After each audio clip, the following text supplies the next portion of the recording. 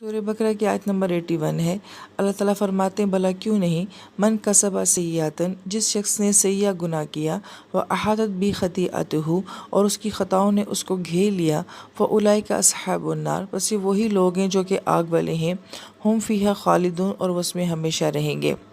اس آیت مبارکہ کے بارے میں جو جمہور مفسرین ہیں وہ یہ فرماتے ہیں کہ اگر انسان اپنی زندگی میں کوئی کبیرہ گناہ کرتا ہے، اس کے ساتھ ساتھ نیک اعمال بھی کرتا رہتا ہے، اور اگر کبیرہ گناہ سے معافی مانگ لیتا ہے تو اللہ تعالیٰ جو ہے اس کے اس گناہ کو معاف کر دیتے ہیں۔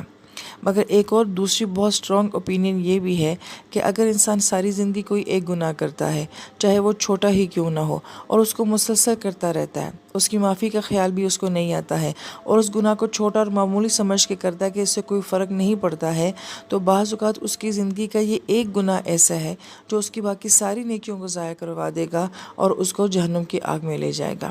لہٰذا اس طریقے سے یہ آیت مبارکہ ایک بہت بڑی وارننگ بن جاتی ہے کہ کسی بھی گناہ کو معمولی مت سمجھا جائے، چھوٹا مت سمجھا جائے، اس کو اگنور نہ کیا جائے کہ اس گناہ سے کوئی فرق نہیں پڑتا، کیونکہ اگر وہی گناہ مسلسل کیا جائے گا، بار بار کیا جائے گا، اور بغیر توبہ کے اور بغیر اس کو اہمیت دیے ہم اس کو کرتے رہیں گے، تو پھر یہ گناہ جو ہے بہت خطرناک ہو جائے گا۔